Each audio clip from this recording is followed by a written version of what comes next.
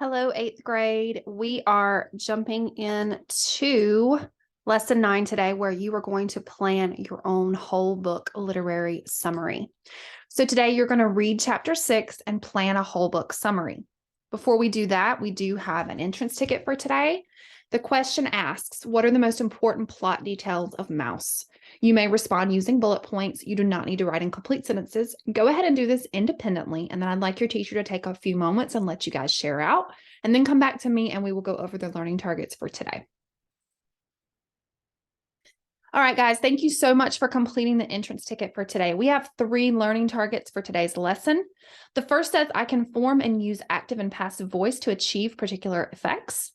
The second says I can track characters, plot, and emerging themes in Mouse. The third says I can plan an effective literary whole book summary of Mouse. All right, guys, so we have a little mini language dive here, okay? So we're going to take a sentence from the actual model whole book literary summary that you read. So we're going to take this sentence. Early in the book, La Llorona gives Odelia a magical earring that keeps her and her sisters from danger. Okay, so we're going to deconstruct this, right? So we want to look at a few things. So first, what is this sentence about? Okay, so go ahead and turn and talk with a partner. What is this sentence about?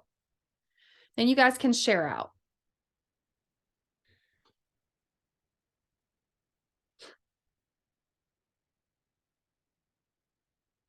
All right, guys. So my next sentence is, why do you think the author uses active voice in this sentence? So La Llorona gives Odelia a magical earring that keeps her and her sisters from danger. Okay, why does the author use active voice here? Go ahead and turn and talk with a partner, and then come back to me, share out. So I think it's important that you guys understand that active voice is the sentence subject performing the action on the action's target. Okay, so the passive voice, the target of the action is the main focus, but the verb acts upon the subject. So here we've got La Llorona giving Odelia a magical earring. So the subject is actually performing the action. Okay, and that's important because I think here she wanted to emphasize La Llorona is carrying out the action, right? So this is how this would look if it were passive voice. So if this sentence were written in passive voice, it might read, a magical earring that keeps her and her sisters from danger is given to Odelia by La Llorona. See how that's different? Or it might read, Odelia is given a magical earring that keeps her and her sisters from danger by La Llorona. Okay, so in this sentence, the big difference that you guys should have seen is that La Llorona is not actually performing the action, right? So here's what I want you guys to do. I want you to rewrite this sentence from active to passive voice. So this right now is active. Vladik burned the diaries that Art's mother wrote. I want you to change that using these as your example into a passive voice. You can do this with a partner, and then I would like for some of you to share out as a class. So go ahead and work through this for a few minutes and then come back to me and we will move forward into our reading.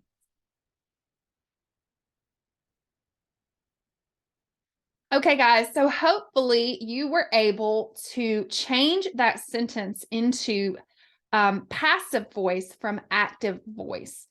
And so I wanted to, I don't have an example of active to passive here. Let me see if I do. Let me scroll down here and see if I have an example that I can share with you guys.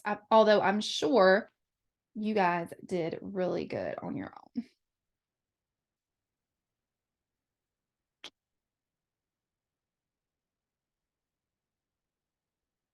Bear with me, guys. Bear with me. I've got a lot of slides. So here's a possible answer.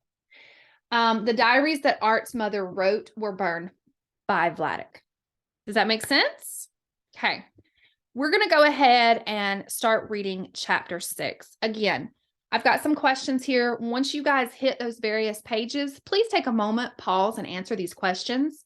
When you're finished reading chapter 6, go ahead and write the gist on your note catcher like we've done before. And then come back to me, and I've got a few questions that we're going to think, pair, share through, and then we'll jump into some more work with the whole book literary summary. So go ahead and do the reading now, answer these questions, and write your gist. Come back to me when you're ready to move forward. All right, guys. So with a partner, in chapter 6, what sacrifices did Vladek and Anya make to stay alive through these oppressive conditions? What can we infer might happen next in the book? And why do you think Vladek burns Anya's diaries? Why do you think Art calls him a murderer? Go ahead and think, pair, share with a partner. And then I'd like for your teacher to go over some of these with you and let you guys share out. Go ahead and get started on this now. Pause the video, and I'll see you guys in just a few minutes.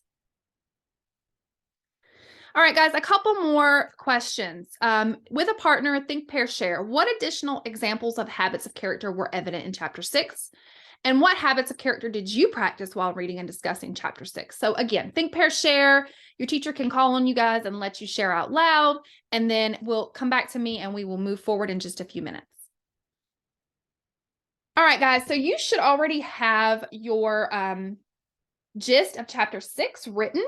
I want you to actually, before I let you start on your own stuff, I'm going to go over the synopsis of chapter 6 really quickly. Just to make sure that you guys, that your gist is good and you understood what happened. So here are some big ticket items that happened in chapter 6. Vladek pays a Polish woman to hide in her barn, then another Polish woman to hide in her cellar. Vladek and Anya risk their lives while these Polish women risk their own safety by hiding Jews in their home. In the cellar, Vladek and Anya are starving, cold, and living amongst rats. They meet smugglers who take Jews to Hungary to escape the war. Vladek pays them to smuggle them over to Hungary, but the smugglers turn them into Gestapo instead. Vladek and Anya are taken to Auschwitz. Art asks Vladek about his mother's diaries that she wrote throughout the war and after. Vladek reveals that he burned all of her books because he was depressed over losing her. And Art is furious with his father. All right, guys, take a few moments, fill in the key plot elements side. What are the key plot elements that happen? And then also take a moment to fill in the right-hand side, which is character development and action. So what have we learned about the development of characters in this chapter? So go ahead and let's take about 5 to 10 minutes to do that, and then come back to me and I'll go over this before we move on to the next part. Okay, guys, so the key plot elements, I pretty much wrapped that up in the gist that I just gave you, in the synopsis I just gave you. But so let's go ahead and go over to the character development side. So it's important that we know that Vladek and Anya made very difficult choices in the face of oppression in order to stay alive and stay together. That's important. They survived terrible conditions. Anya's spirit was incredibly damaged by the terrifying events that she experienced in the Holocaust. And it was very difficult for Vladek to remember his painful past and the memory of Anya. And then Art feels like a part of his mother was destroyed when Vladek destroyed those diaries. So now he's furious with his father. The last part here, take about 5 minutes. Determine a theme that you will focus on in writing the summary for your assessment and use that theme to fill in this part. I'm going to go ahead and tell you that I feel like the two most prominent themes are: there is a deep human will to persevere, to keep oneself and one's family alive in the face of oppression.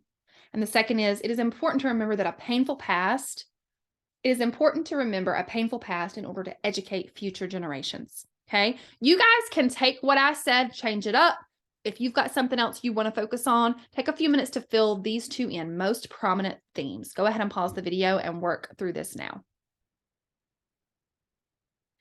All right, guys, we're ready to move into the last part of our lesson for today, which is where you are going to plan your own whole book literary summary. I'm going to leave this here for just a moment, and I'm going to ask that your teacher pause the video and go over this again. We want to make sure that your literary summary includes all of these things. So go ahead and pause the video, and I want you guys to talk through this one more time. Okay, guys, you're going to use this graphic organizer as your writing plan. So it tells you on the left-hand side the criteria, and then on the right-hand side, you're going to write what you're actually going to include in your summary.